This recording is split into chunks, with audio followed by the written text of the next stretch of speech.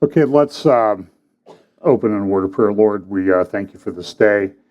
We pray that you will bless our time together today as we discuss some pretty significant events in terms of Bible prophecy and just the general state of the world. And we just pray, Lord, that in light of the time that you would draw as many people unto yourself as possible as we face some troubling times in the world. Bless us this day in Jesus' name, amen. Well, today I'm going back to my old retro title slide that I haven't used for a few years, mainly because I thought when I was using it, that's when YouTube first started to restrict FBC videos. For example, if you're on a browser, just as a word of comment, I'm getting a little bit of feedback too, guys, on the mic.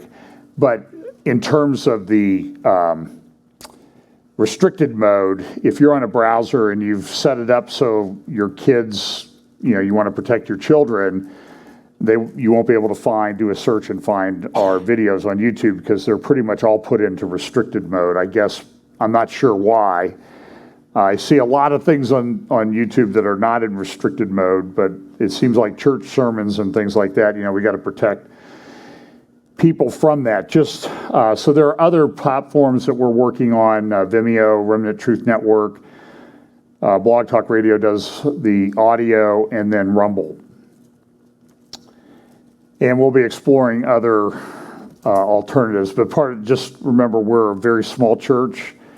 We're all volunteers, and we're pretty much maxed out on what we can do. So getting a lot of people to help on multimedia and that type of thing is difficult. But if you'd like to move to Central Ohio and help out, we'd be more than willing to have you do that.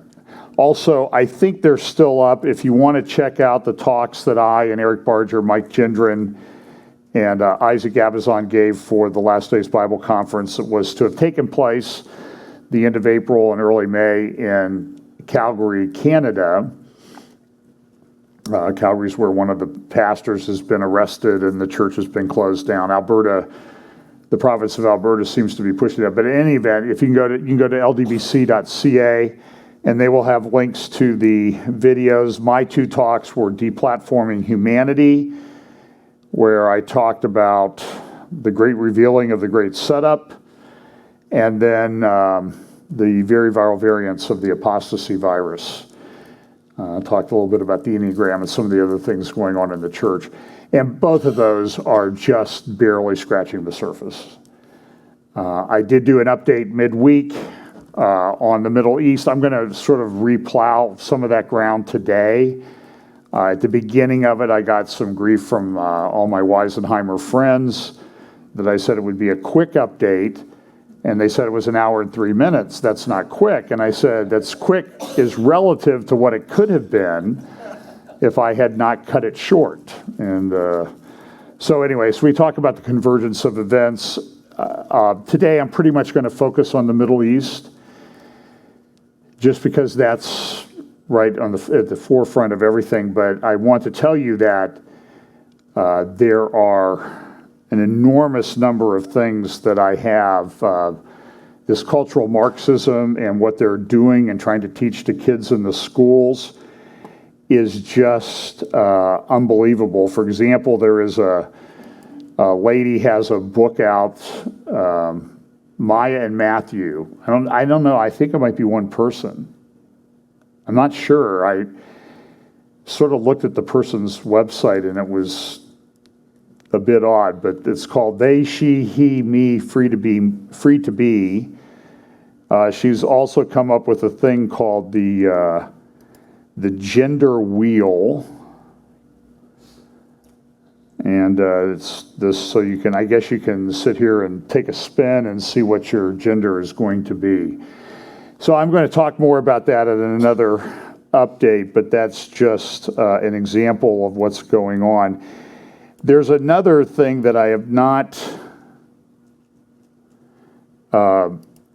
I don't have anything today on it specifically other than to update you on this. There's some significant things going on in geopolitics.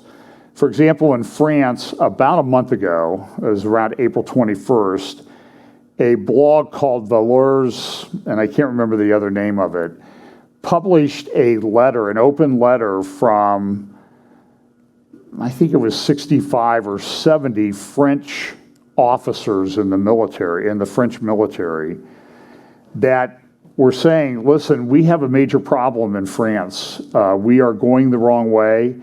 We're not taking care of the Islamism problem. Now, it was immediately picked up by the mainstream media and says, oh, they're calling for an insurrection. They're calling for an overthrow of the French government. And that's just not what the letter said. The letter was people who they were French flag officers that were expressing concern about the direction of France. And remember, France is where Macron is the leader. He's up for election. Now he's shifting to the right because of the election. I remember the Economist cover from a few years back where he was walking on water. And remember, I photoshopped him in Macron into a Napoleon outfit, sinking into the waters, while flashing the peace sign. He's becoming a little bit right, but there's a major problem with the way that radical leftists and Islamists who seem to be working together. Trevor Loudon has called this and others have called this the Red-Green Alliance. I think it's an appropriate term. How they are attacking governments, and we now have that in our country as well. This week, 120 retired flag officers from the United States military, including people like General Jerry Boykin and others, issued how many of you, I can't see because of the lights, how many of you saw this letter from a few of you did.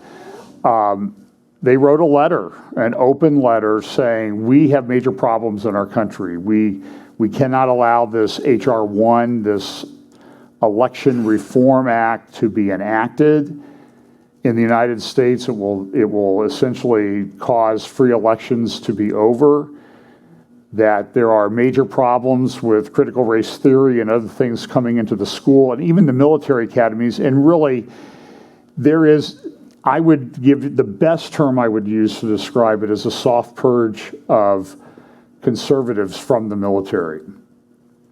You see these rather strange recruitment videos now. There was one for the CIA with this lady who was talking about how she was, it was very bizarre and weird. And I'm like, I thought it was Central Intelligence Agency, not the Central Unintelligence Agency. Whether you're a fan of the CIA or not, they've been involved in a lot of things. But it's just very strange that this purge is going on. So Jerry Boykin and a bunch of other officers have issued this letter saying we really need to correct things in the United States. We're on the wrong track. It is, I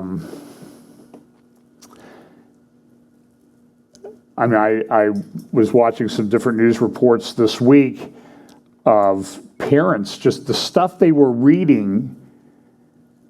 I think I saw it on Fox. They were reading from children's textbooks. And as one of the fathers said, Hollywood couldn't make a movie about the stuff, and my 5-year-old would not be allowed to see it. But you're pushing it down my kids' throats in kindergarten. So there are people sort of coming up against that to protect their children. They have to, and a lot of people are pulling their children out of the schools. So that's some of the things that I'm not going to talk about today. How's that for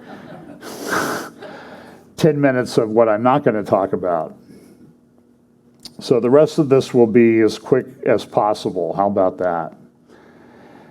A couple things that you need to know. There is a lot of things going on in the background in the Middle East, and I'm not going to get into detail on this. You need to, as I said last week, there's some articles that you need to read. Saudi Arabia is reaching out to Iran. There have been, at least the reports I saw this morning, there have been at least 2 meetings in Baghdad between Crown Prince Mohammed bin Salman and representatives of the Iran government, talking about some kind of arrangement where they would cease the hostilities. And this is really where a lot of this is the heart of a lot of the problems in the Middle East right now, is this rivalry between Saudi Arabia and Iran. And Iran is trying to control everything. I think Iran would like to take over the holy cities, the Muslim holy cities of Mecca and Medina.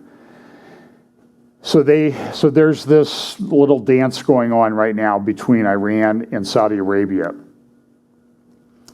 Part of that is driven by Saudi Arabia's concern about whether they're going to continue to have the support of the United States. Crown Prince Mohammed bin Salman has read the tea leaves, so to speak, of what he sees coming out of the Biden administration. And what he sees is an administration that is increasingly pro-Iranian in the way its orientation. I think a lot of what you saw in the Middle East over the past week is due to the rather stark shift in terms of the Iran relationship with how the United States government, the current regime, is interacting with the Iranian regime. They seem to be hell-bent on getting that JCPOA or something like that back in place. And since they seem to be in the spend mode, they're spending money like drunken sailors anyway. They just want to get, I've heard, $90 billion or more to Iran, because they want to make up for it's sort of reparations to make up for the sanctions that President Trump put in. At the same time that's going on, there are discussions going on between Turkey and Iran because of their conflict that they're in Syria. Now, depending on how you read some of the prophecies in Daniel chapter 7, 8, there may be a conflict. Some think there is, some think it's already occurred in the past. I kind of think there's some kind of conflict coming between Turkey and Iran. So Erdogan is reaching out to a lot of different people. And then, and I'll mention this a little bit more, there is these Abraham Accords. Iran does not like the Abraham Accords. Hamas does not like the Abraham Accords. So this is Al Akbar from about a week ago talking about, they revealed a lot of the terms of the Abraham Accords. And then the Tehran Times picked it up. Leaked documents showed detail of failed Arab U.S. move to form an anti-Iran alliance. Well, that's pure propaganda. That's how they would look at it. But it's an extensive article. If you want to get it in Al Akbar, it covers a number of pages. And it shows that there are a lot of things going on many different levels. But Iran, understand that the Abraham Accords, Iran does not like. I'll mention those a little bit later. And some significant things even from this morning's newspapers about the Abraham Accords. And whose fault, here just a preview, guess who they're blaming for all the problems in the Middle East right now? President Trump. Because he put in place the Abraham Accords that weren't very kind to the Palestinians, and his Trump peace plan wasn't kind to the Palestinians, therefore it's all his fault. That was front page Washington Post this morning. Big article, you'll see the article inside, and I'll read some of it from the New York Times, because you need to understand how these people think. And I think the memo went out, okay, folks, now's the time to start blaming Donald Trump for all of these problems, so therefore, Washington Post and New York Times, you know what to do. And they started running these posts today. It's crazy. I'll have some scriptures at the end, I think, that will put some of this into context. But here's a headline from the Tehran Times the other day: Israeli hubris par excellence. First We dump the Trump, then we take Netanyahu out. Because these are the guys that are the problems for everything in the Middle East.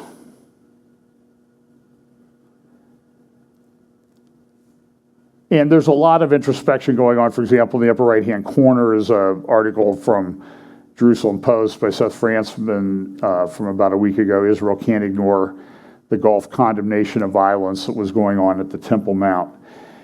So let me just sort of recap what I talked about the other night in my quick 1-hour update.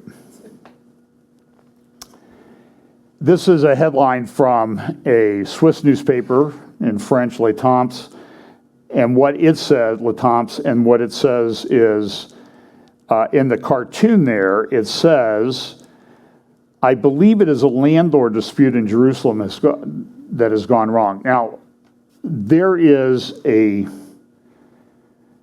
very unusual convergence of events that have happened. We've talked about convergence here for almost a decade at least. And that as we get closer to the end, more of these events are going to converge and happen at the same time. And I think it's these events that will lead to the fulfillment of Bible prophecy are going to converge. And I think we see that happening. So what happened was, and I also thought this was a great graphic that somebody sent about the UN. Somebody said, bring in the UN peacekeepers. And somebody had made up this, if that's not Photoshop, that was somebody who was in the right place at the right time to get a very good picture of UN peacekeepers. And if somebody comes in from UN peacekeepers, you know, one of the things you should do if you hear them coming into your area, your country, is lock up your children, because they seem to have problems with sexual abuse and that type of thing against the populations that they're supposed to be serving. That's well documented. So this is what was going on in the Temple Mount. Now, of course, you will hear the narrative from Iran and the pro-Palestinian. It's just peaceful protest. They were only up there worshiping. Okay, now, I don't know everything about Islam. I know quite a bit about it. I don't know that rocks are part of the worship process. Here's someone, this guy is not using a wheelbarrow to bring Qurans to the Dome of the Rock or the Al-Aqsa Mosque. Here's some other pictures of what was found on the Temple Mount last week before everything kind of exploded. This is the inside. Look inside from the Al-Aqsa Mosque, looking outside on the left. And then you see they've set up barricades and rocks. So listen, all of this stuff was set up. And this is a picture of what was found on the Iranian ship, Iranian arms on the way to Yemen. This is one ship that they were able to interdict and board. So the people that did that, do you think that they might do that? Yes. So we know there's a lot of things about the Trump peace plan, then follow that on by the Abraham Accords that were signed last year. A lot of this relates around to a particular neighborhood in Jerusalem called Sheikh Jarrah, or Sheikh Jarrah, as some of us Anglos would say it. And the area is located, so here is the Temple Mount. You see my laser pointer? And then north of the Temple Mount, here is the northern wall of the old city along here. You have the New Gate, then you have the Damascus Gate, and here you have the Herod Gate. The Lion's Gate would be here on the eastern side. Then you remember there's the closed up gate that you see in all of the pictures. And north of the wall, there is a place right in here called the Garden Tomb. You who have been to Jerusalem have been to the Garden Tomb. Now, I don't think this is where Jesus was buried and rose from the dead. There's a lot of argument about that. I think the better evidence is the Church of the Holy Sepulchre is actually the place.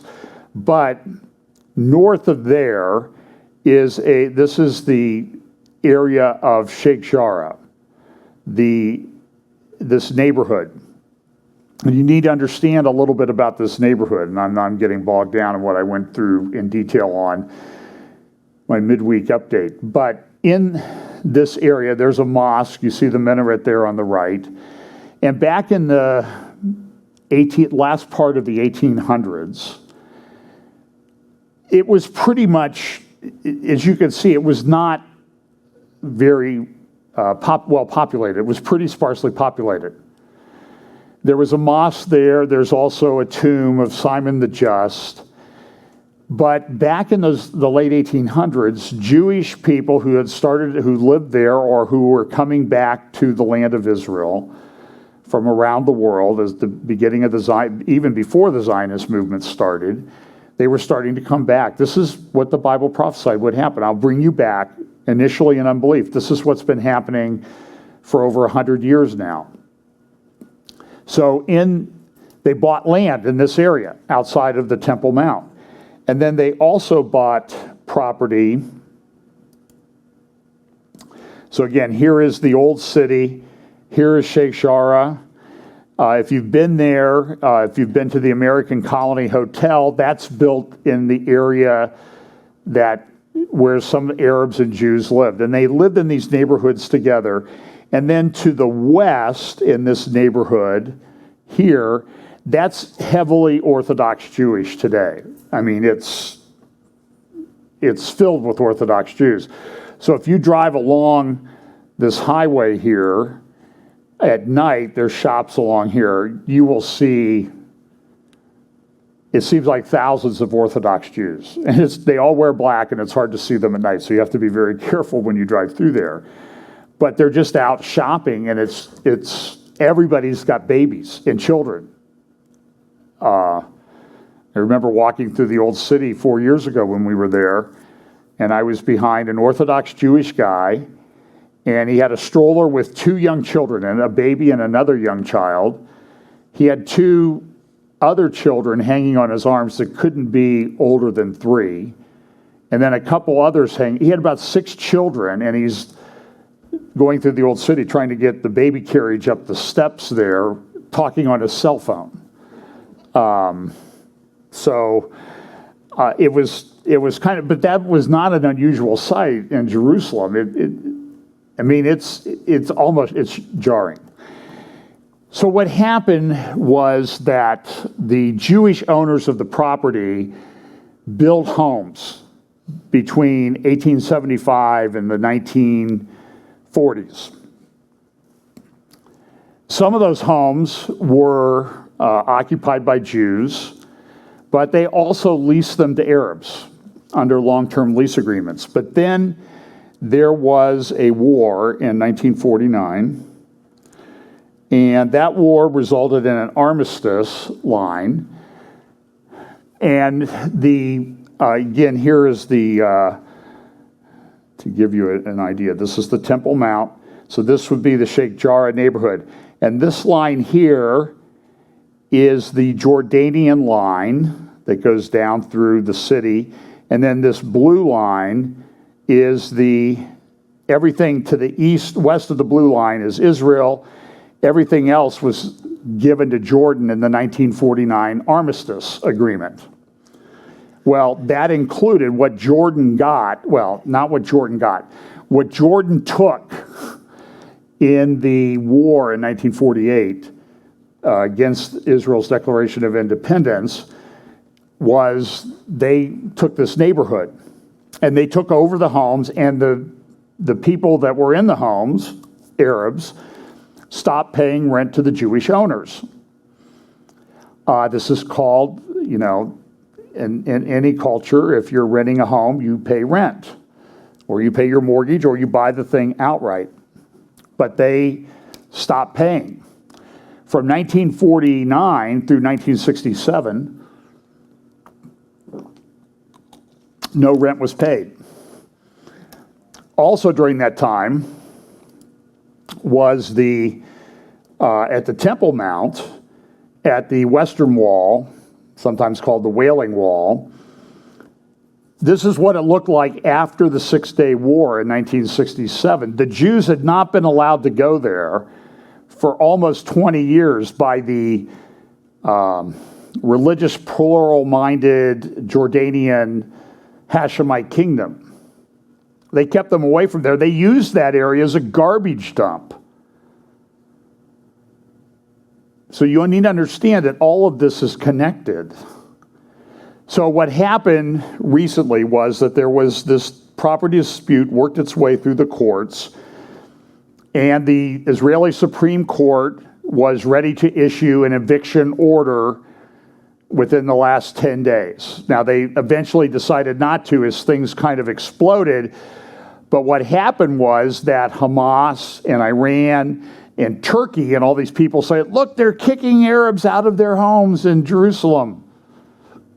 This is not true. This is a complete, bold-faced lie by the Iranians, by the Turks, by Hamas, by the Palestinian Authority, and whoever else is involved. This is not what happened. They were evicted by a court, by the way, which has a Muslim judge on it. We're starting to have Muslim judges. There's one being nominated for federal or Court of Appeals. He was asked, by the way, by Senator Dick Durbin. I'm sure this was a put-up question. Judge, you're a Muslim. What do you know about Sharia law? And you know what the guy said? This is a nominee this happened this week. I don't know anything about Sharia.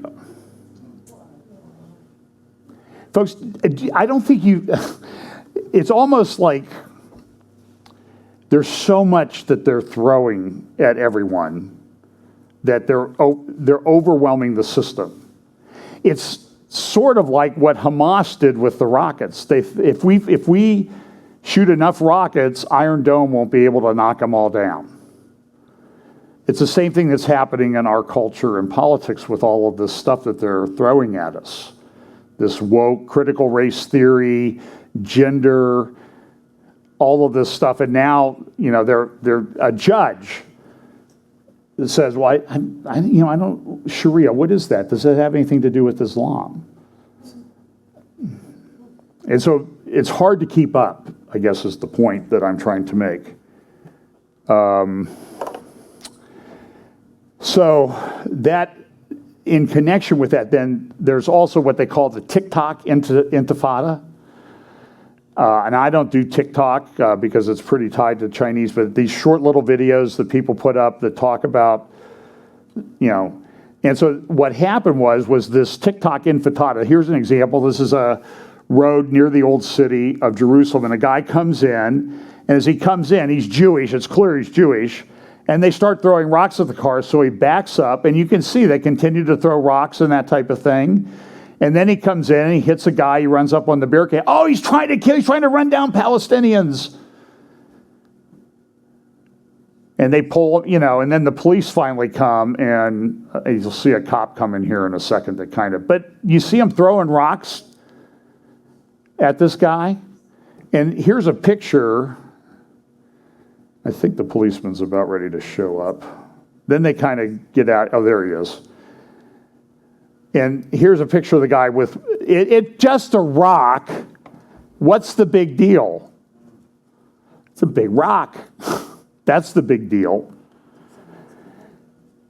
And that's the picture of the guy holding one of the rocks that was thrown at him in the car. So people were attacking Jews all over Israel and putting this stuff up on TikTok. Look how we're fighting the Jews. And it was stoking up things. This was all done with the support of Hamas, Fatah, the Palestinian Authority, the Iranians, the Turks, all of that, because they wanted to stoke things up.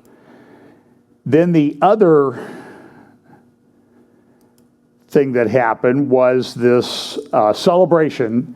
So they had a convergence of a couple events. On Monday, you had Jerusalem Day was being celebrated and they come to the Western Wall Plaza, they sing, they wave flags. I even have seen some writers in some of the Jewish Israeli newspapers saying, yeah, this is kind of in your face type stuff that we do. Okay, right. Please, people, get a grip.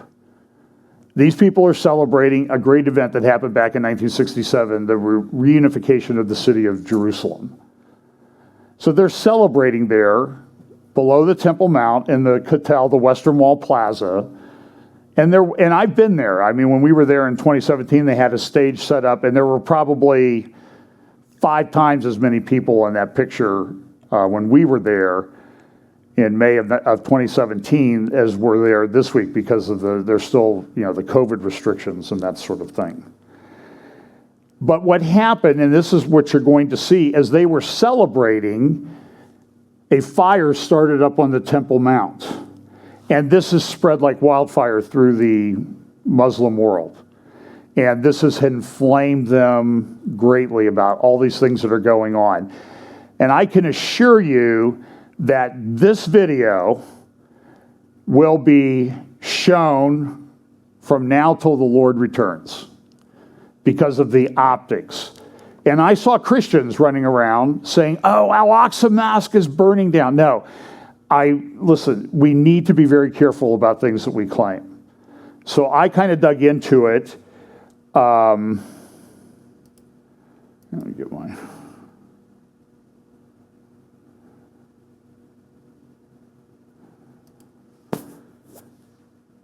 So you see this other video here. This is taken from the Jewish Quarter, looking out in the lower right-hand corner. And I think a lot of people down on the plaza didn't even know the fire was going on. But they weren't, and I'm sure some of them started celebrating, okay, finally, yeah, they're getting what they deserve. I saw a video just before I came in here from Ari Abramowitz from Land of Israel, who said, there's a lot of spiritual significance to this. Because this is where the Temple Mount is where the fire was sent up to God from the sacrifices. You should go watch it. I don't have time to go into it, and I don't want to misrepresent what Ari said, but it's a very interesting video because, look, from a religious Jewish perspective, this is a very big deal, this place. Very big. And the Temple Mount is a very big deal.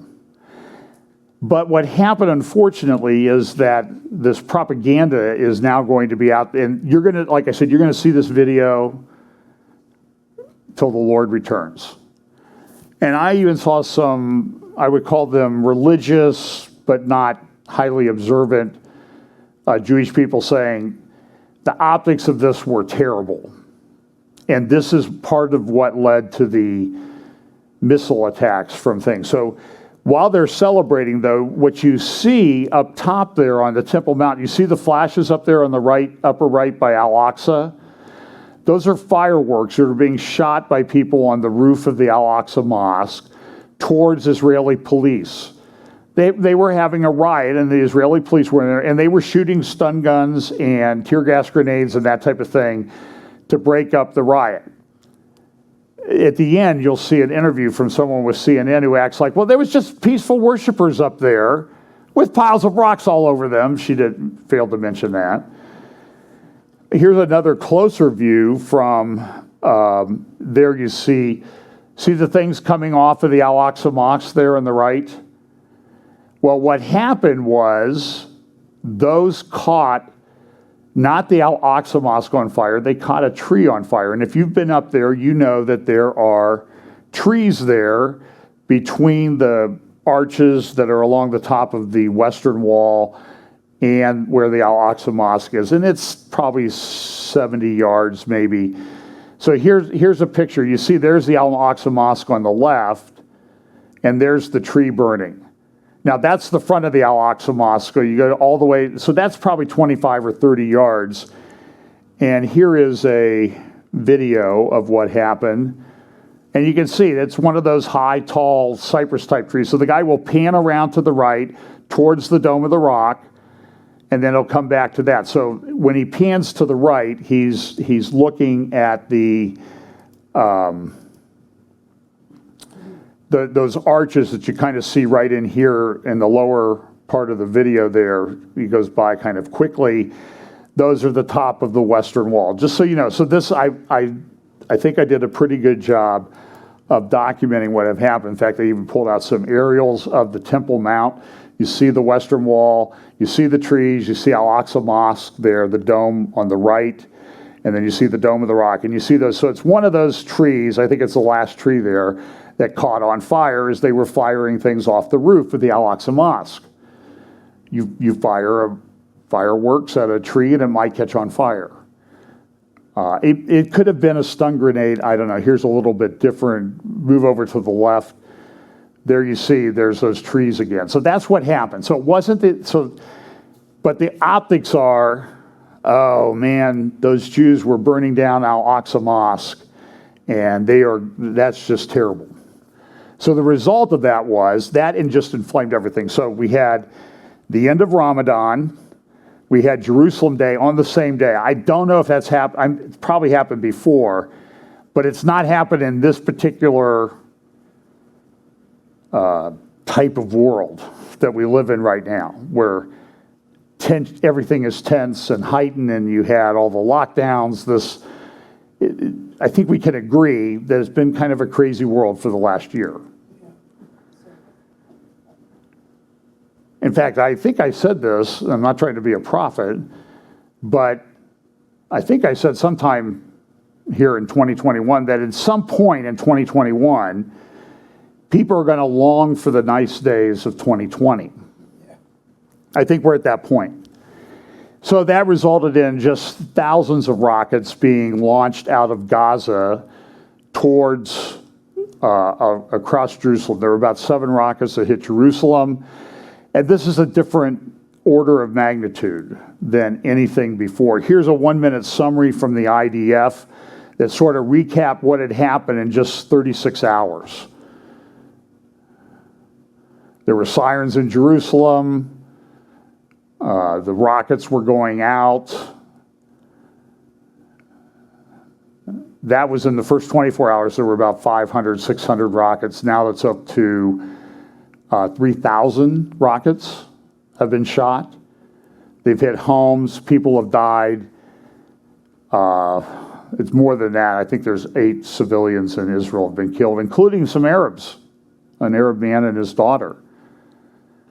So Israel started attacking things. They've launched hundreds and hundreds and hundreds of strikes. But this has so while people are, a friend of mine just posted a picture on our Facebook page about people are out shopping in Jerusalem and everything, but when they hear the sirens, and she has family that lives down in Ashdod or Ashkelon, and she's been there when that's usually where the rockets hit because they're short-range rockets. That's right over the border with Gaza. Everybody heads for the bomb shelters and stairwells, and they've sort of taken it like, oh, this is a good time to get to meet your neighbors.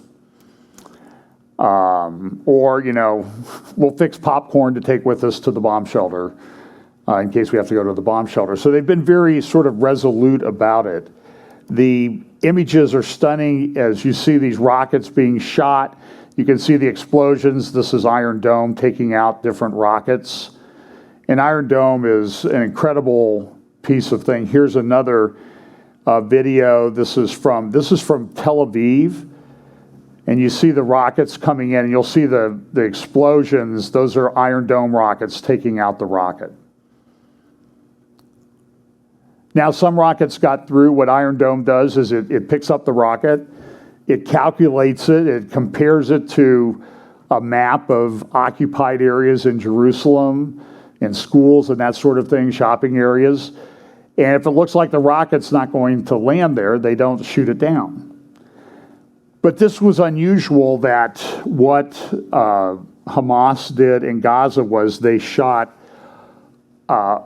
in about a 5-minute time period, they were shooting about 135, 137 rockets off, which is a little bit different. And it's probably a test by the Iranians to find out how good Iron Dome is. Are they going to be able to resist all these things? It hit different places. It hit a fuel storage facility. Another place it hit here's a picture. It hit a car. Here's a southern Israeli city. It hit apartment building. Here's one where they got a picture while it was still on fire. And a couple people, there's a very sad story of a little Jewish boy, 5 years old. When the rocket exploded, there was shrapnel, and a piece of shrapnel went into his chest and killed him.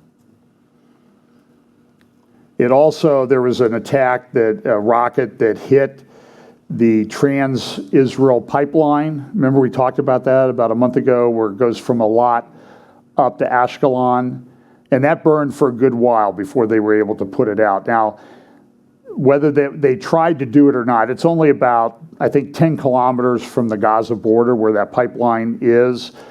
So even if they're not a very good shot, when you fire 3,000 rockets, you might be able to get one to fall. And the rockets, by the way, they don't all make it out of Gaza.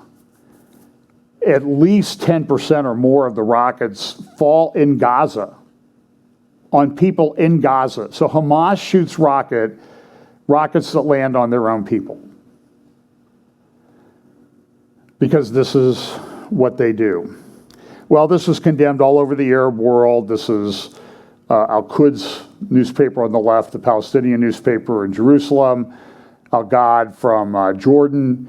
This is just, this is a terrible thing. We can't stand for it. Even the United Arab Emirates and Saudi Arabia came out and issued statements that this was not good. The New York Post, or the New York Washington Post, or the Washington Compost, and the New York Slimes, I think, as Mark Levin calls them. They tried to be fair, but Israel's like, oh, it's just terrible what you do. I can't believe you're escalating those attacks. I can't believe you're doing that.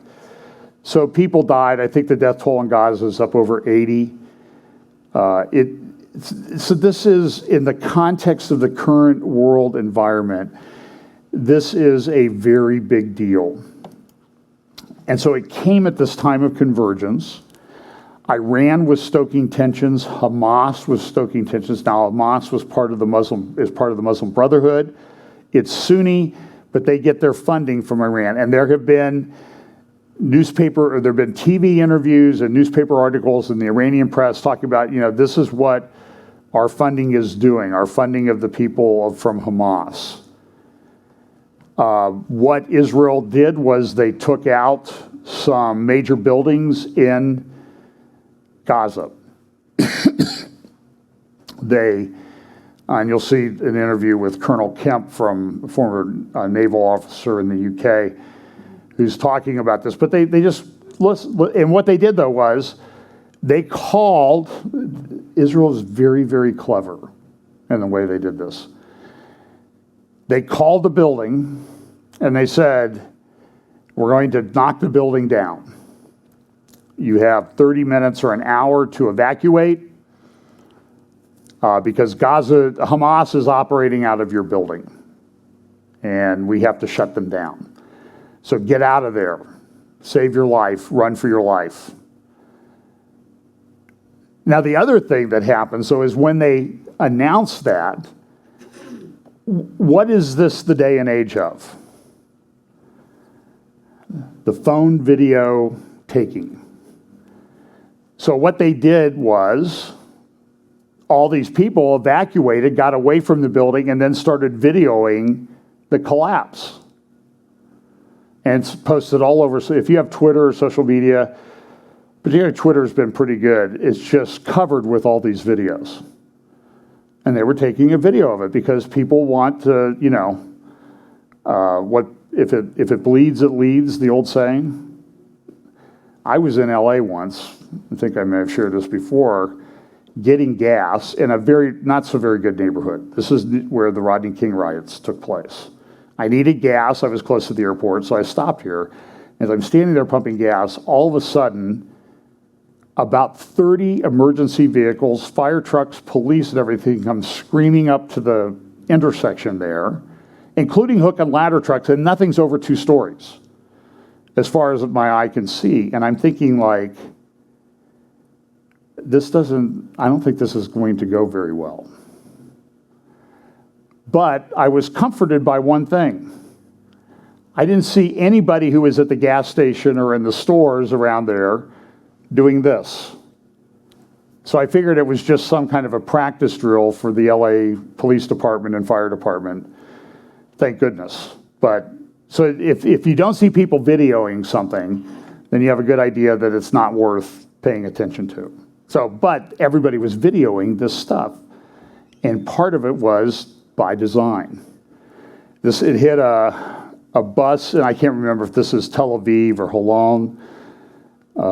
I mean, I see pictures of people in Tel Aviv just, on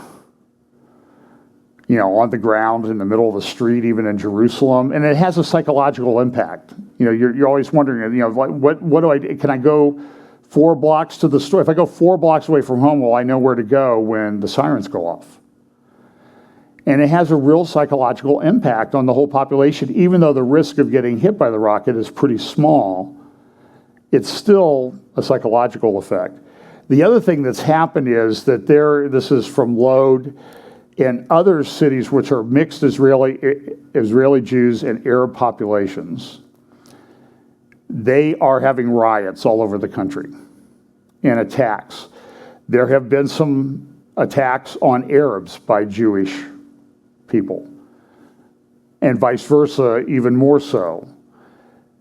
This is very upsetting to a lot of people within Israel because it has long been assumed that within Israel, the Arab and Jewish populations, since the foundation of the state 73 years ago, can get along. Now, all of a sudden, they're not getting along. They're rioting. They're attacking people. And so in these mixed Arab-Israeli cities, there is a lot of tension and riots. So, and this is what people see. Here are a picture of some of the rockets that they have. Here is a video of. The other thing that they've done is they have started launching some drones that come from manufactured by China or Iran, and they're doing these drones to try to get underneath the Iron Dome batteries. So now these things can do a lot of damage. They're suicide drones, but so thus far they've not really been that successful. Israel has been able to shoot them down and take them out. But part of the thing was we're gonna throw as many things out there all at once, rockets and drones and that type of thing, to get to test the system and see where the weaknesses are.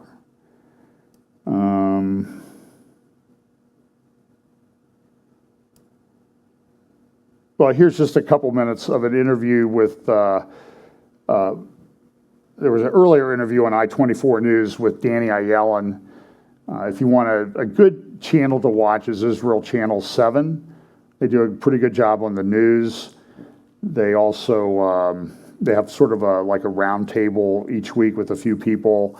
And Danny Allen's a former ambassador to the U.S., and he was on I-24 News the other morning, and he said, listen, I'm tired of all you people out there saying that what Israel's response is disproportionate. He was a tank commander, like former Secretary of State Mike Pompeo. And he said, listen, there's no such thing as proportionate when you're at war. If proportionate was the gold standard, we'd still have areas of Europe occupied by Nazi Germany. The purpose of war is to, unfortunately, kill people and break things. And this is a war. What do you do? How do you live with all these things coming in? So here's Michael Oren, former ambassador to the U.S., interviewed on I-24 News.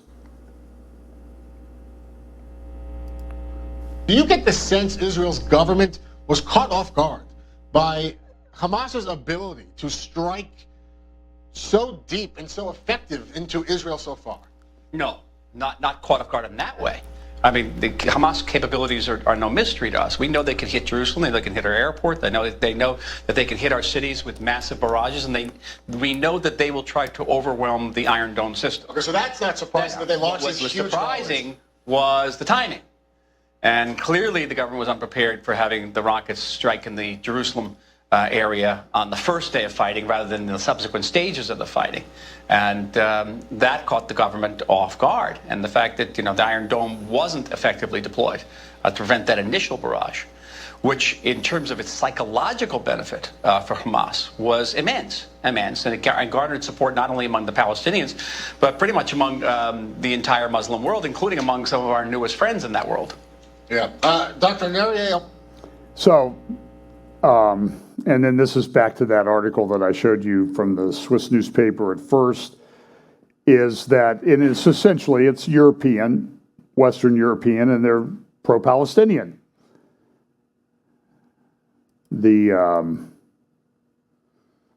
One soldier, a Jewish soldier, was killed. A lot of Hamas people were killed. U.S. envoy flew to the region. Now you would think, well, it's Israel, who's long been one of our biggest, if not our biggest ally in the Middle East. Why doesn't the U.S. ambassador to Israel just go over and talk to the Israeli government? Well, there's a reason for that. Biden hasn't appointed an ambassador to Israel yet, or one's not been approved. So we don't have one. So we sent an envoy from the U.S. over there, and they're doing this. Now listen, so you have this convergence of events. Just to recap, you have the Sheikh Jarrah ruling on evicting Palestinian Arabs from their homes in the Sheikh Jarrah neighborhood north of the Temple Mount, around the American Colony Hotel, and the Garden Tomb in that area. You have Jerusalem Day on Monday. You have the end of Ramadan. You also have, I think Monday was the Jerusalem Day is celebrated by the Iranians. So they're trying to stoke things up to make their propaganda points. Then yesterday was Nabka Day. May 14th on the Jewish calendar on the Western calendar is when Jerusalem declared independence. And May 15th, the day after that, is what the Palestinians and the Muslim world called Nabka Day, the catastrophe, because the Jews have their own state. But there has been it's very clear to anybody who's paying attention that the Biden administration has shifted the U.S. policy relationship that the U.S. has with its government away from open support of Israel that we had under the Trump administration. It's very clear. So there was, during the time that these tensions were ramping up, there was a National Security Advisor, Jake Sullivan, talked to Israel National Security Advisor Meir Ben Shabbat regarding the situation in Jerusalem. What you see before you is a screenshot of the webpage from the National Security Advisor, or the White House webpage, with the readout. Okay, so what's the readout? Well, usually you would say a readout is what happened in the conversation. But since we have the Ministry of Truth now at the White House, run by Jen Zuckerberg and that sort of thing, and I think she's already worn out. I heard she's leaving in the near future.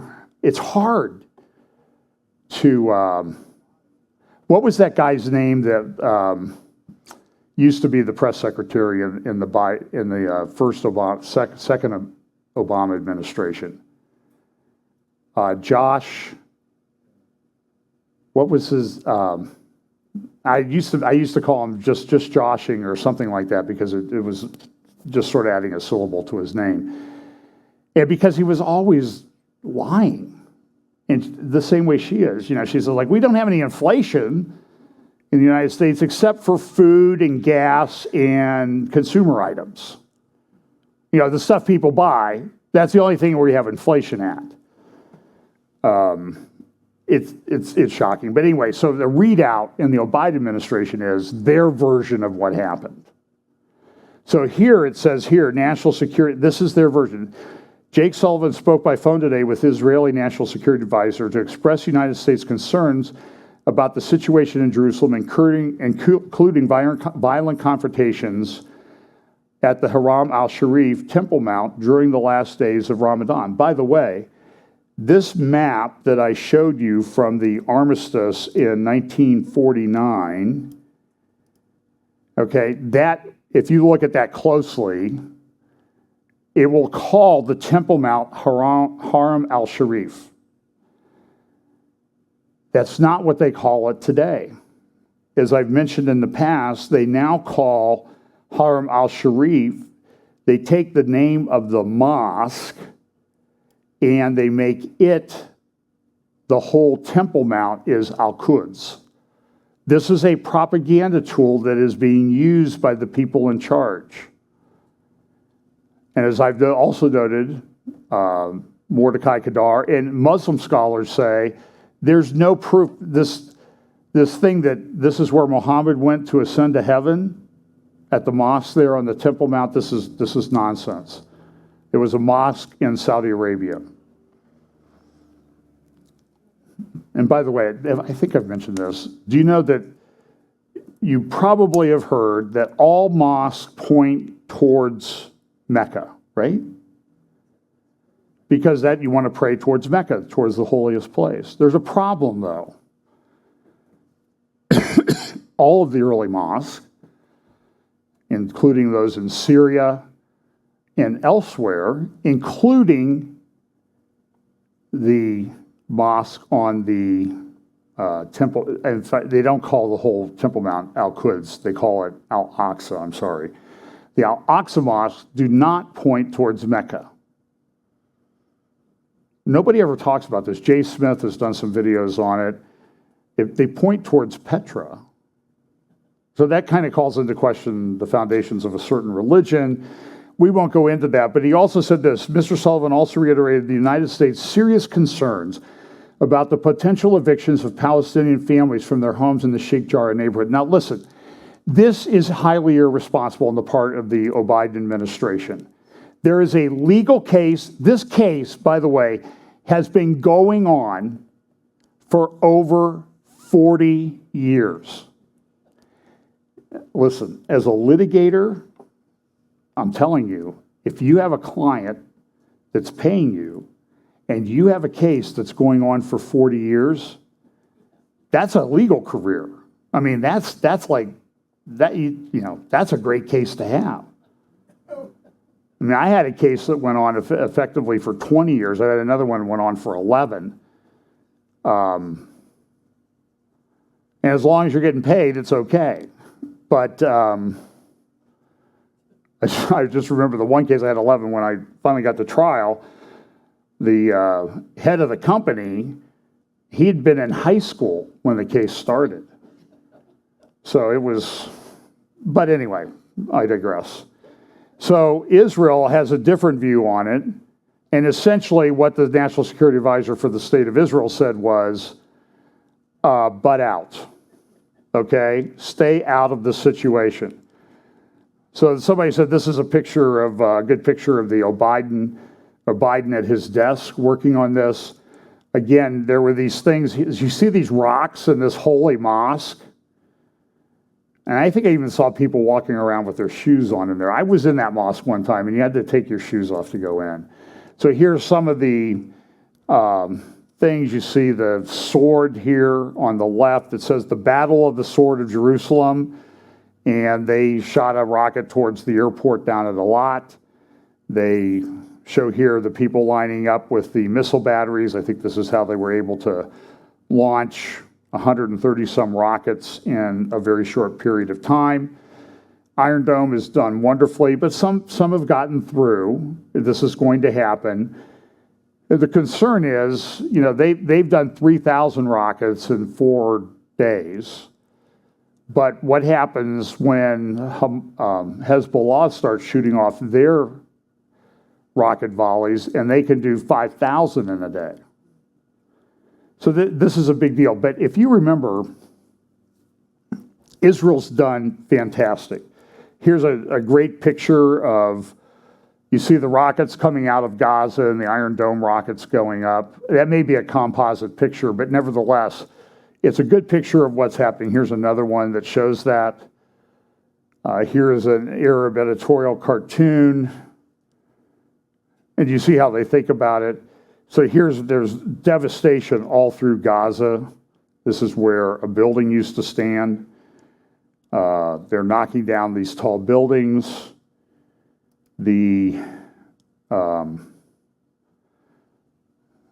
Now, the one good thing, I guess, from all this is that the Democrats are arguing with each other, finally, because some support Israel and some don't. You might guess that the squad, Ilhan Omar, Rashida Tlaib, they are like, oh, this is just, Israel's a bunch of terrorists. I can't believe what they're doing. It's just awful. But who are they dealing with? So here's a picture. They're dealing with terrorists. So here's a picture from, that's a URL to an article by, I think, Seth Fransman or somebody talking about what's going on. But what it is it's a picture of a school that the Hamas headquarters is underneath this school, which I believe is a kindergarten. So, so here's a building that they knocked down. This is, I believe, the AP headquarters in Jerusalem. And they hit a 13-story building with Al Jazeera, and some of the press organizations had their headquarters in that building, and they were told, get out of there, we're knocking it down. Nobody got hurt, is my understanding, except maybe the Hamas people that stayed by. And you'll see another thing come in here. This is a 13-story building. And here it comes. There it is. And then you'll see what happens to the building.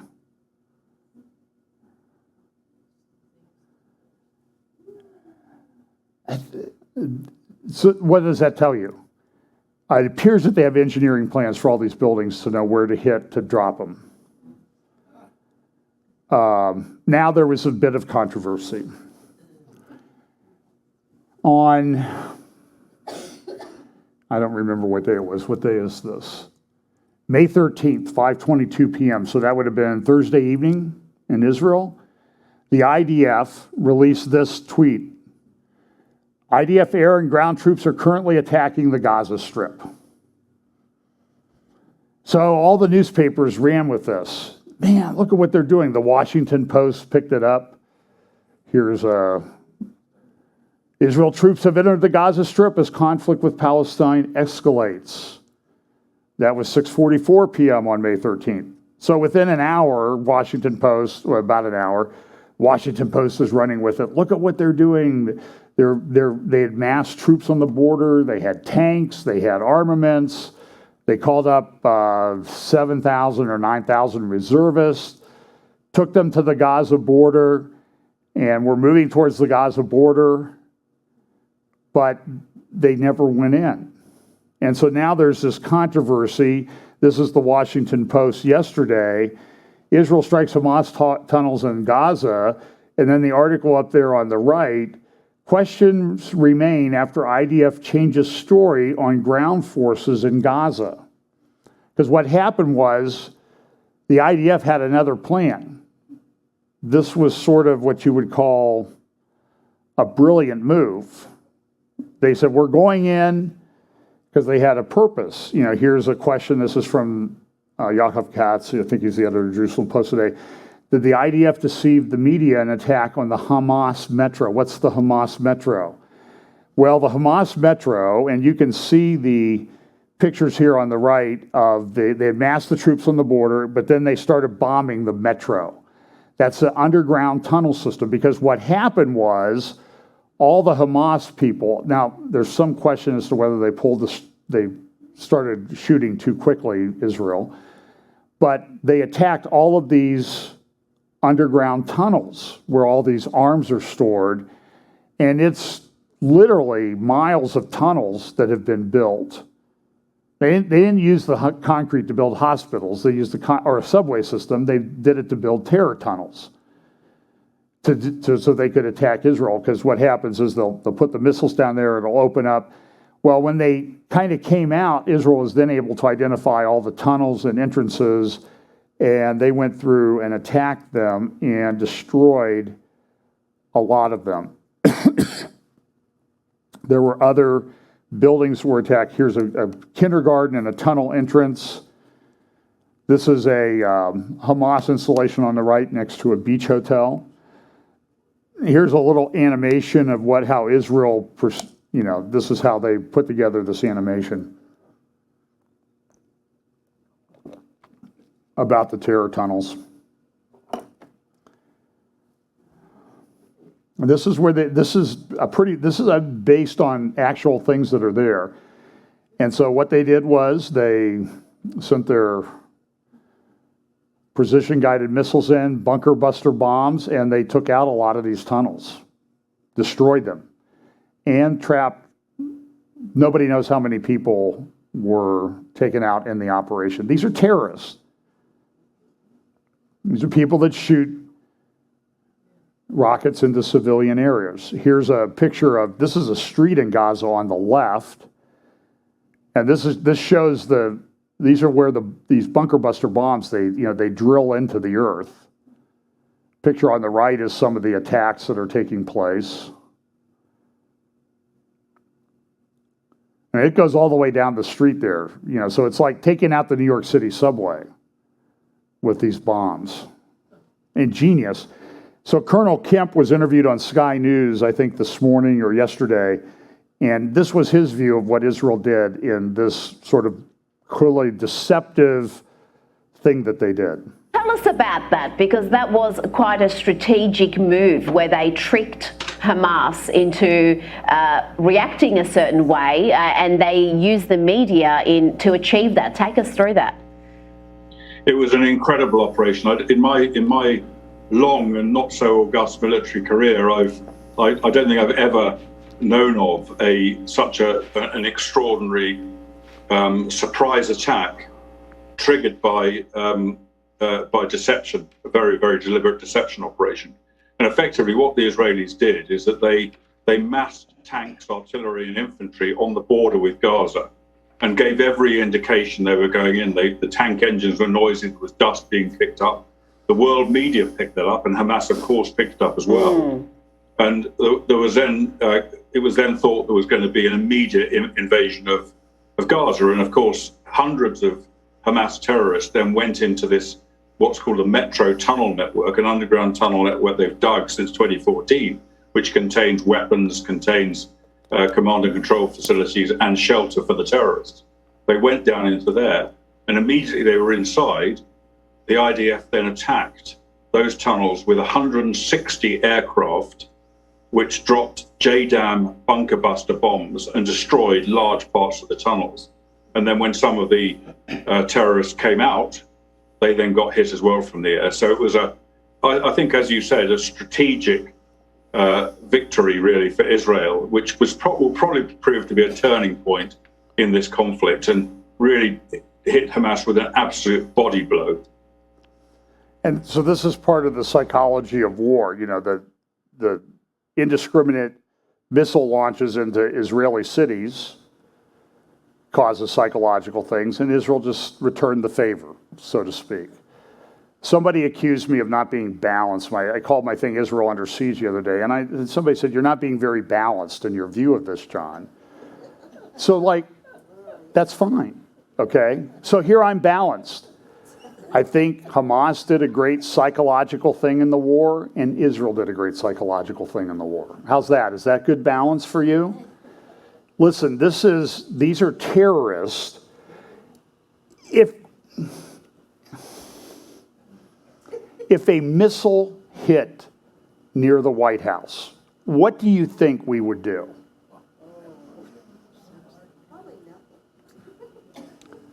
I don't know. Well, with the prior administration, what do you think they would have done? Because they have an obligation to protect things. So this is a back and forth war. I don't think this is going to resolve quickly. Immediately, Hamas has come out asking for a ceasefire through different channels. I think Russia and Turkey have asked the UN to send in a peacekeeping force. If they do, lock up your kids. That's all I'm going to say, given the past experience. But this is for example, and so what's the U.S. doing? We're sending aid to the Palestinians. I think the latest round the other day was $10 million. There's $130 million. the people are not responding well. Here is the Tehran Times, I think yesterday or 2 days ago.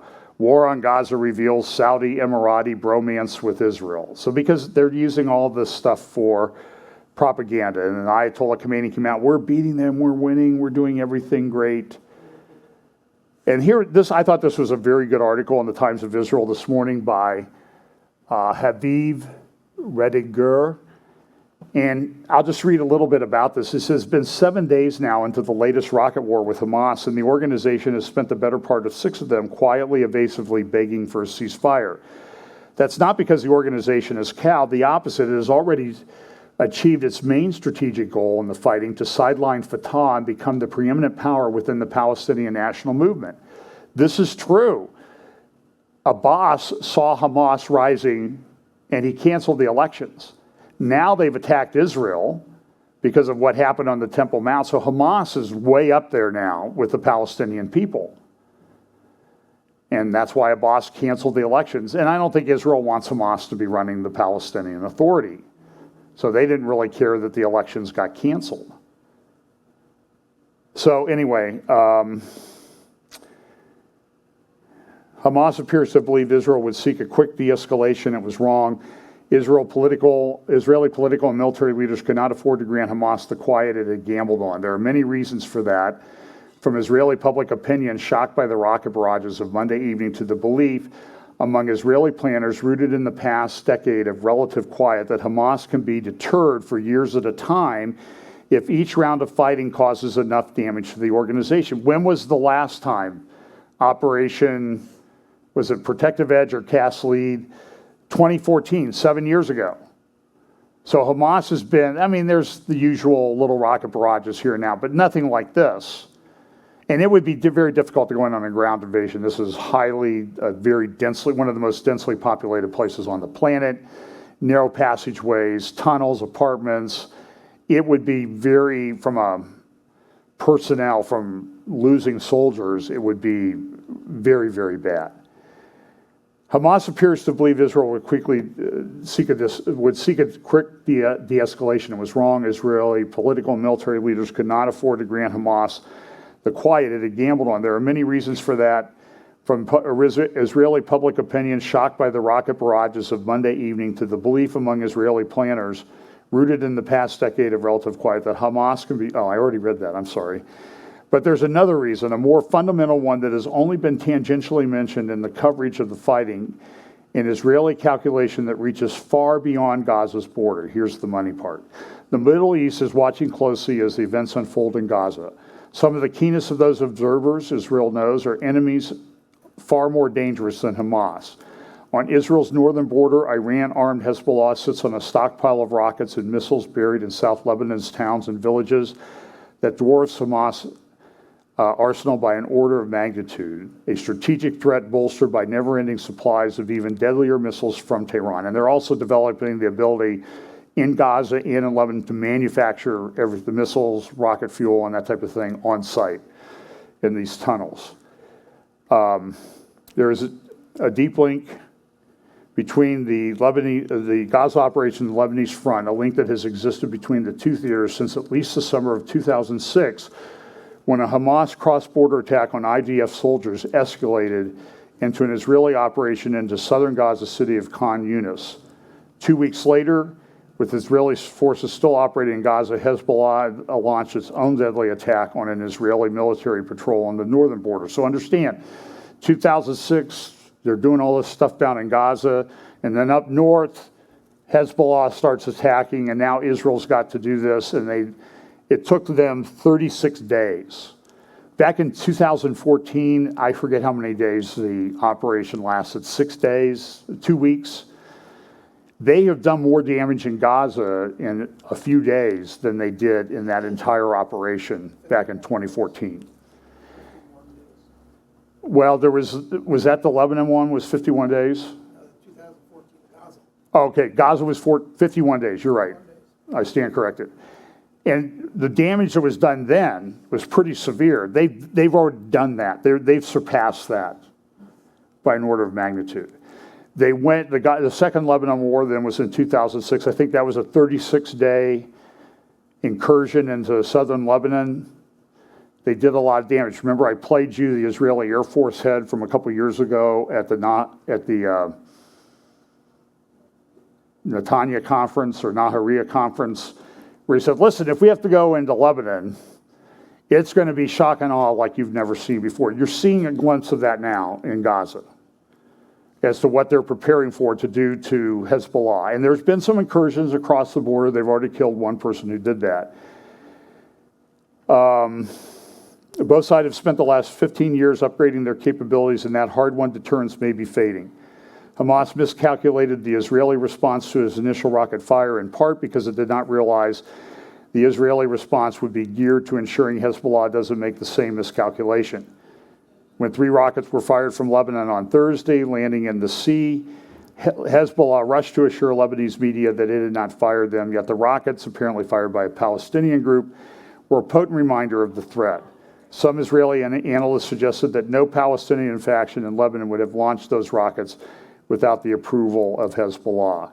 And then there are articles, this is from Tansim News today. This is an interview with, I forget the guy's name.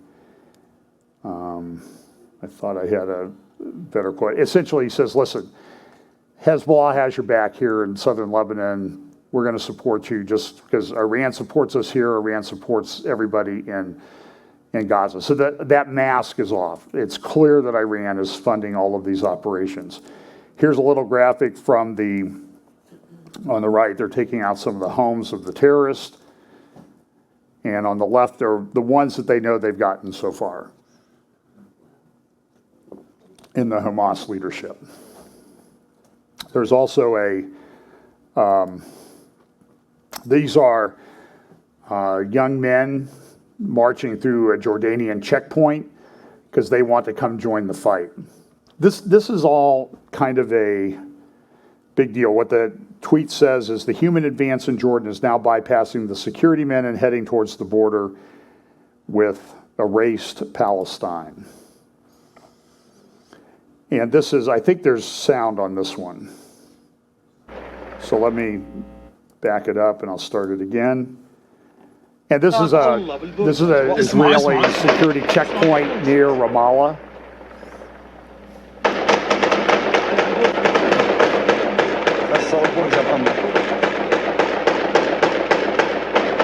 So there are attacks that are taking place at these checkpoints around Israel. Here is a article about the conflict between Israeli Arabs and Israeli Jews in these cities. They've destroyed synagogues. Nadiv Shagrai in today's Israel Hayom says this. I think this was very profound that he said this. I hope you realize I read a lot of, I use translators to do this because I don't read Hebrew, but I thought this was a very profound article. You can find the English version of it, by the way. So this is what it looked like in 1929, he asks. I always tried to imagine and had a hard time with it. I didn't understand how one moment the Hebron Arabs turned over the Jews of Hebron. In the same yard, they cooked and joked and mourned together and murdering their Jewish neighbors. Now you no longer have to wonder what happened in 1929. This is very profound. I had actually pulled together some slides on 1929 because it reminded me a bit of that time. There's protests in Europe, Jordan, although there's some. This is the main government building in Prague, Czechoslovakia, flying the Israeli flag. Okay, so there's support for Israel. This is a protest in Paris. This is a protest in London. But this is 1929. This is a synagogue in Hebron, the second most important holy site to Jews. The cave of Machpelah, where Abraham, Sarah, Isaac, Rebekah, Jacob, and Leah are buried. It's a very, it's if you've never been there, try to go there. It's this Herodian structure. It looks a lot like the structure at the Temple Mount, but it stood through earthquakes and all this other stuff. It's an incredible building, and nobody's ever knocked it down. That's the interesting thing. It exists here today, and there are some Orthodox Jews that make a spiritual connection because of the pattern of Jewish prophecy, is that at the time of the burial of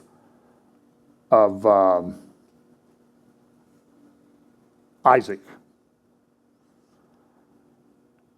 Jacob, I believe, I'd have to look back and look, Jacob and Esau came together. There was a reconciliation that took place. And so they look at it from a spiritual term and say, someday there will be a reconciliation. And I think that's clearly laid out in the prophetic scriptures. There is a great thing coming, but there's a lot of trouble in between. But what happened in Hebron in 1929, the Mufti of Jerusalem, the one who later collaborated with a government in Germany to kill Jews, some good evidence that he was the uncle of a guy named Yasser Arafat, and also had a relationship with the uncle of another guy named Saddam Hussein. And they wanted to kill the Jews. And so he started a rumor that guess what the rumor he used in 1929. So what's that, 82 years ago? 92? 92. Oh, I lost a decade somewhere. Oh, well. Don't give it back to me because then I'll have 10 more years. But anyway, so what do you think? How did they instigate this attack in Hebron on the synagogue? By the way, there's some, because of the slaughter, it was either 67 or 69 Jews were killed. They were killed by their neighbors.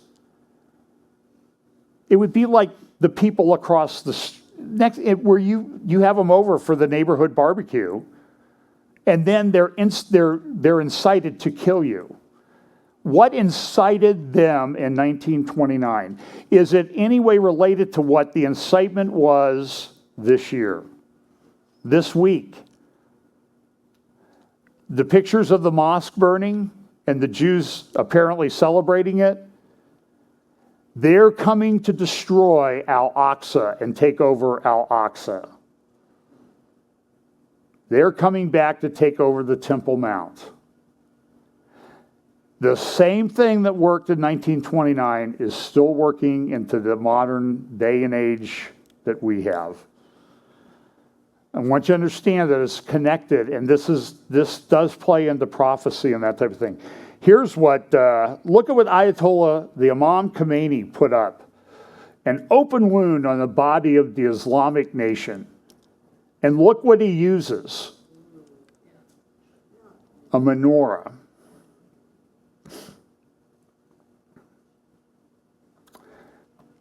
So, and this is Iron Dome shooting down things. So listen, Naftali Bennett was going to form a government with the Lapid, who's, they say he's center-left. I think he's a leftist. He's kind of a lightweight. And they were going to get some help from one of the Arab parties, the Ram party, with a guy named Abbas. Not Mahmoud Abbas, but another guy named Abbas. And they were going to form a coalition, form a government, and Naftali Bennett was going to be the first prime minister. But when all this stuff started to unwind this week, I think, Naftali Bennett's done enough to be criticized pretty heavily. He used to be defense minister for a while. I think he may have learned a big lesson. And he said, I'm not going to form a government with Lapid. Now he's kind of backing off a little bit, saying, well, Lapid still has the mandate, but so they may be elections, but Naftali Bennett may throw in with Netanyahu. If you think all this other stuff is a mess, try to unwind Israeli politics. But he was interviewed on CNN the other night, and I thought, I'm only going to play a couple minutes of this, but listen to the questions. Look at the face of the CNN anchor asking these questions and the way she asked them. This is just from a night or two ago. Well, just the other evening. You have expressed support for a forceful response from the Israeli government to what you call Gaza terrorists and, quote, Arab mobs. You called on the government to, quote, not end the current round of fighting in Gaza before Hamas pays a heavy price. What is that heavy price, sir? What is Israel's plan? Well, listen, I'm not in favor of smacking people, but shooting rockets at my own family and families across Israel unprovoked. You know, I spent the night in a shelter with my wife and 4 children in Ra'anana. There were sirens. There was a Holocaust survivor, 85 years old, who was murdered by a rocket that was shot from Gaza. She was on her wheelchair. This is what we're talking about. So any action that our government takes to stop all of this, I will back, even though I'm in opposition. They were provoked, Hamas says, Sheikh Jarrah, and the action by Israeli security forces at the Al-Aqsa Mosque. Last hour, I spoke to the Gaza director at UNRWA. Have a listen to what he told me. I just heard this afternoon that the sister of my communications officer was killed in an airstrike. So this hits home very closely. I was informed this morning by one of our area staff, as we call them, our Palestinian colleagues, that a young girl going to an UNRWA school was hit by shrapnel and now has shrapnel stuck in her chest. And then, was it yesterday or the day before, 4 children were killed as a result of this violence. I heard what you said. It Indeed. must be incredibly frightening for your own family. Hold on, sir. It must be incredibly frightening for your own family, and there have been deaths on the Israeli side. That is important to report. There are over 50 people and counting who have been reportedly killed in Gaza, including 10 kids. 220 have been injured, including 41 children. I have to ask, why are innocent civilians being targeted there? Because Hamas is killing them by hiding behind them, turning schools into terror centers, into putting kids and families around rockets. That's the cynical way of Hamas. All of this is unprovoked. If you have a grievance, you talk. You don't shoot rockets. And I'll tell you more. An Arab father, 54 years old, and his daughter, Nadine, 16 years old, was murdered by a Hamas rocket shot from Gaza into the city of Militias here in Israel. So when I say it's indiscriminate murder, I mean that. We handed the Palestinians Gaza. All of Gaza, take it, it's yours. And they created a state. There is a Palestinian state. They could have turned it into paradise. They decided to turn it into a terror state.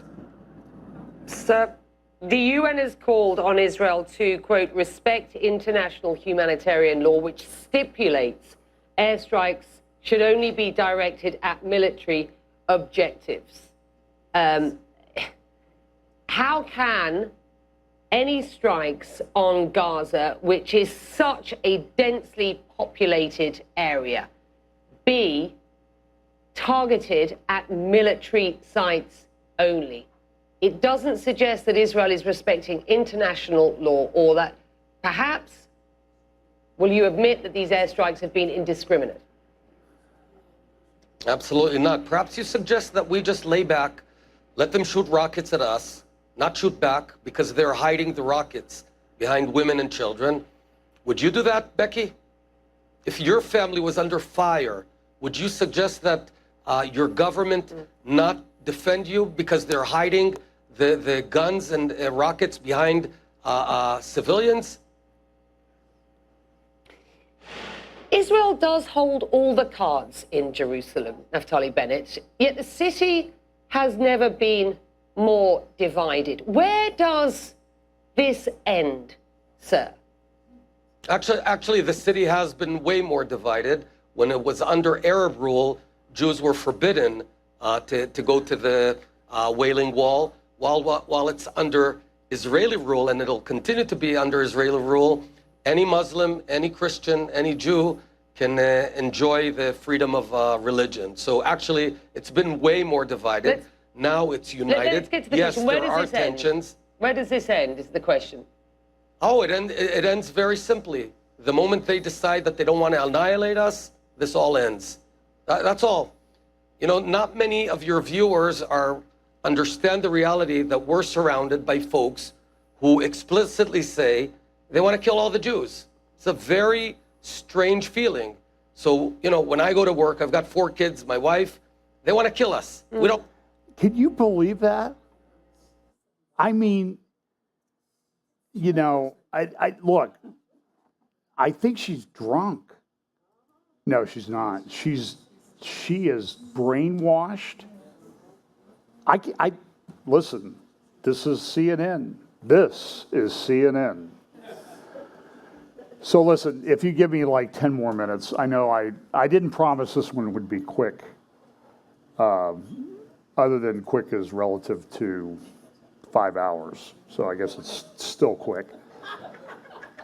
This is Dor Gold writing at the JCPA today.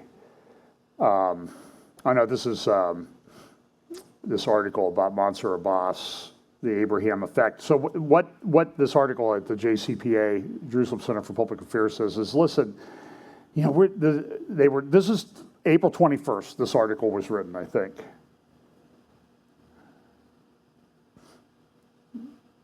Yeah. April 21st. And they're saying, look at what the Abraham effect, the Abraham Accords are doing. We have peace in Jerusalem. We have an Arab party wants to be part of the government and that type of thing. Well, what do you think happened? Do you think the Iranian people read this article at JCPA and said, you know, we gotta get a handle on this thing. We got to stoke some trouble. And so here's this is the Washington Post and New York Times this morning. Washington Post front page, Trump's Middle East deals fade amid war. And then, of course, the New York Times, they got to put their spin on it. Violence shakes Trump's boast of laying foundation for peace in region. Now, look, I've got problems with the Abraham Accords, but I just want you to understand is, do you understand what? It's like we're 4 or 5 months into this thing now with whoever's in the third Obama administration. This is what's coming. Dor Gold has a great article today at the JCPA. I'm not going to read you all. You can go to the New York Times and read that monstrosity of an article if you want. Peter Beinart also on the editorial page the other day it's disproportionate. It's so terrible what Israel does. I can't believe we do this. It just stokes anger in the Muslim world. So, no, I'm not going to be balanced. If being balanced is the silliness that I saw someone saying, well, we need equity in the Middle East between Israel and Gaza. They should give Gaza an Iron Dome.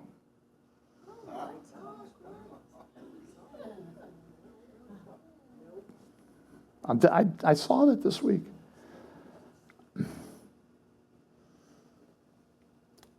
Dor Gold says this, the eruption of violence that we're seeing occurred during the month of Ramadan among the Muslims. While most Muslims find Ramadan to be a joyous time for a small but very dangerous minority, it's time to initiate what they call jihad. Whenever I see violence erupting, one of my questions is it something spontaneous? Did the population suddenly decide to go out for its own crusade, or was this something that was pre-planned? Was it something that was incited for political purposes? The evidence that the disturbance in Jerusalem were incited and planned is overwhelming. It was not spontaneous. One of the most disturbing aspects of what went on in Jerusalem is the evidence that the Palestinian organizations Hamas and Islamic Jihad were repositioning the implements they used for attacks on the Israelis on the Temple Mount. Those rocks, oh yeah, we were just doing that for defense against the soldiers. What if the Israeli police never showed up? What were they going to do with those rocks? Throw them over the wall onto the heads of the people down on the other side. But they're just rocks. Okay. You get over there, give me some rocks, and I'll drop them on your head from 80 feet. I wouldn't do it to the CNN anchor because it seems like she's already had some kind of brain trauma. I can't be very kind to that. So here is, so sue me. Hopefully it'll be a long case. Outbreak behind the outbreak of Palestinian violence. The Abraham Accords was the biggest source of defeat for Hamas and Iran. All of a sudden, you have Israelis coming to Gulf states and speaking about their joint interests, which would include dealing with the problem of Iran.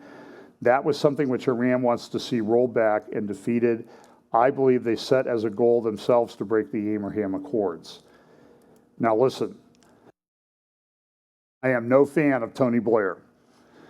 He is a globalist, but I would highly recommend that you get the Tony Blair Institute for Global Change. You can download it, the February 2021 report. I just found it this morning. I read it.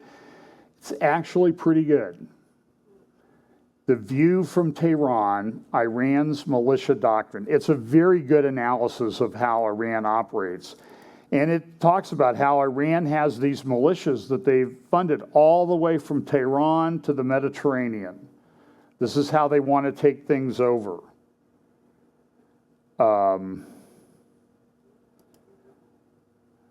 then they also have a thing, the Defenders of the Shrines, and there's all these shrines throughout the Middle East that are very important. Here is a Twitter user, ELINT News, who took some of the information, I don't know, from this report, but it shows where all these militias are located that Iran is funding. I mentioned earlier that in the Second Lebanon War, 33 days, there were 4,000 rockets shot from Lebanon into Israel. There have been 3,000 in just a few days in Gaza. And this is what one of these, this is in that report, this is the guardians of, this is, I'm trying to remember what they call this.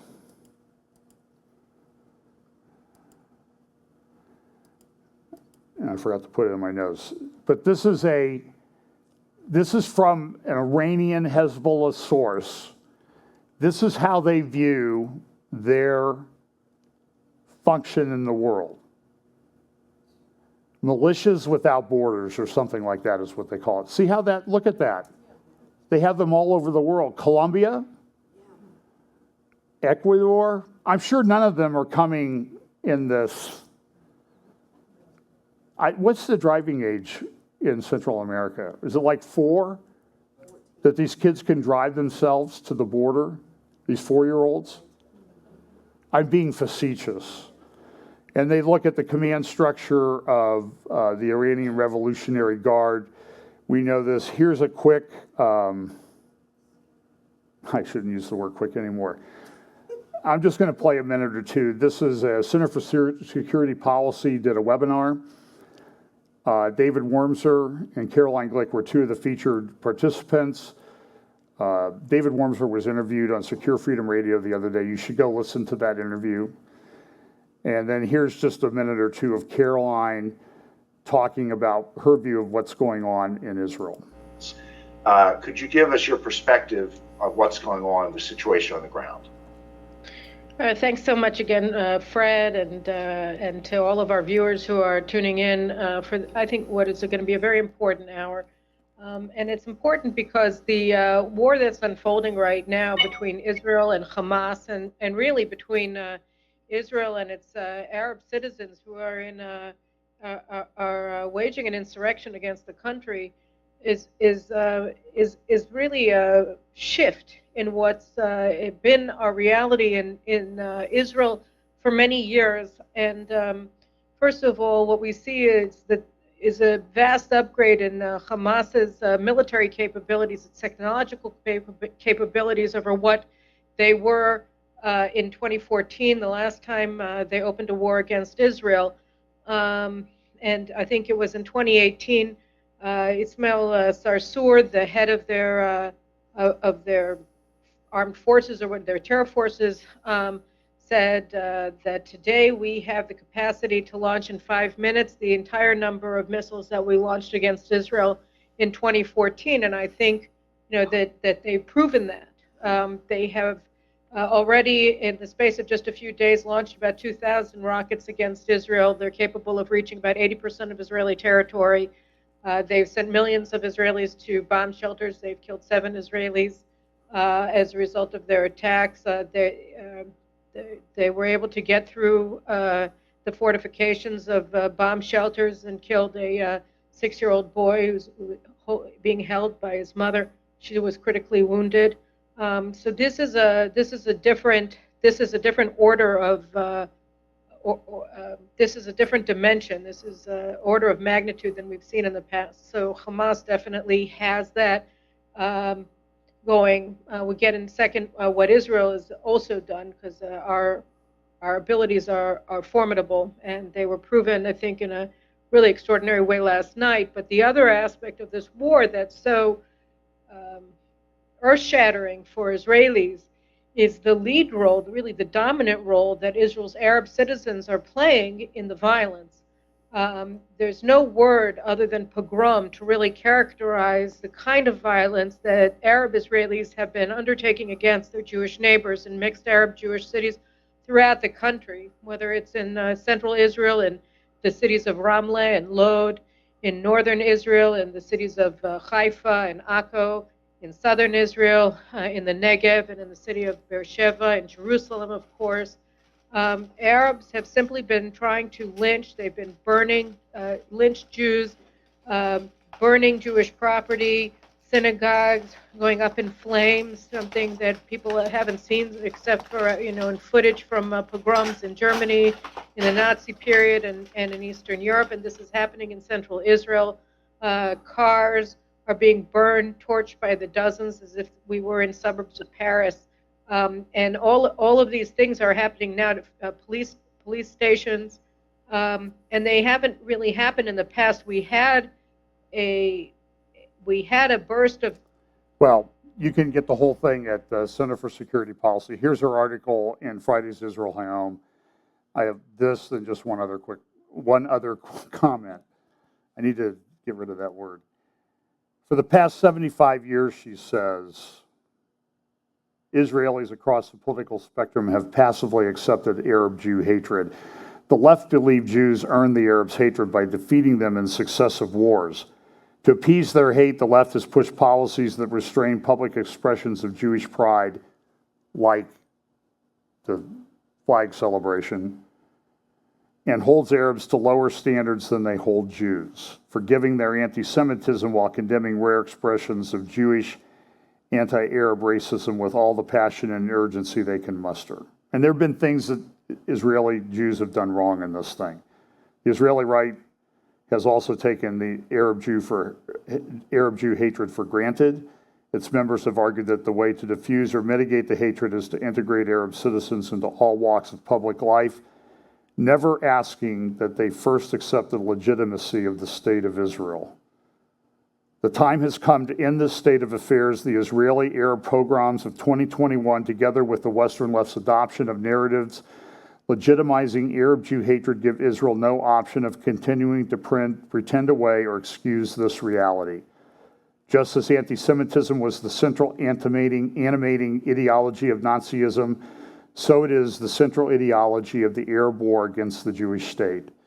To put an end to these pogroms now and to prevent them from recurring, Israel must end its tolerance for Arab-Jew hatred and must stop making apologies for Zionism and Jewish peoplehood.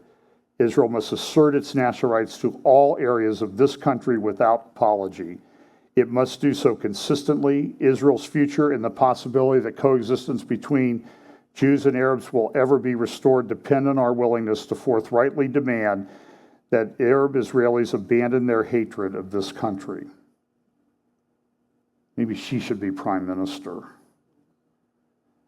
So, where do you think we are on this Bible prophecy timeline? Getting closer? Zechariah chapter 12, verse 1. The burden of the word of the Lord for Israel, saith the Lord. I saw somebody arguing this week, well, the state of Israel, you don't really need an Israel state to have all this stuff happen. And I'm like, what are you talking about? Really? I disagree with it. I thought it was very weak argument. The burden of the word of the Lord for Israel, saith the Lord, which stretcheth forth the heavens and layeth the foundations of the earth, and formeth the spirit of man within him. Behold, I will make Jerusalem a cup of trembling unto all the people round about, when they shall be in the siege against both Judah and against Jerusalem. And in that day I will make Jerusalem a burdensome stone for all people. All that burden themselves with it shall be cut in pieces, though all people of the earth be gathered together against it. In that day, saith the Lord, I will smite every horse with astonishment, and his rider with madness.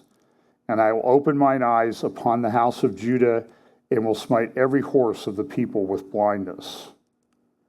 And the governors of Judah shall say in their heart, the inhabitants of Jerusalem shall be my strength in the Lord of hosts their God.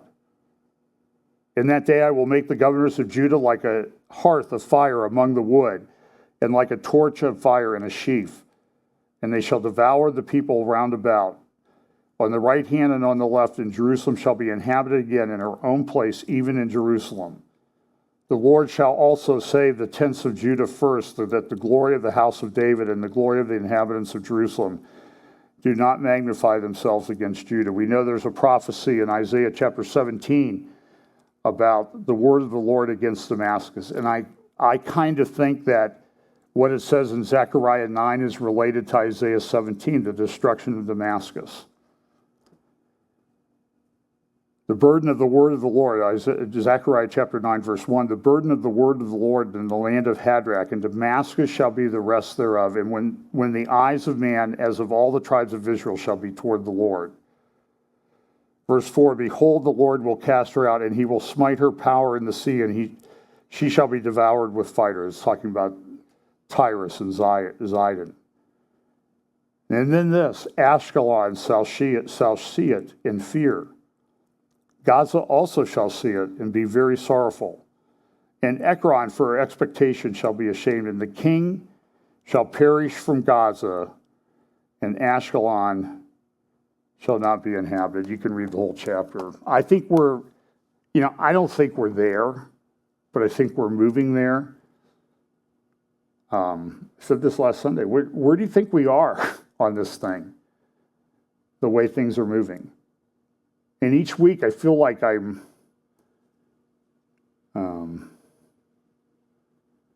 the super happy hour on TV, the really super duper happy hour, I'm sort of losing adjectives to show how I think things are escalating and coming together. So God is in control. Pray for the peace of Jerusalem. Pray for opportunities to share the gospel, because that's what everybody, Jew, Arab, Gentile, everybody needs desperately. So let's pray. Father, thank you so much. Pray that you will give us wisdom and understanding of the times in which we live. Pray will you use that information to share the glorious gospel of Jesus Christ with those around us. Bless us this week. In Jesus' name, amen.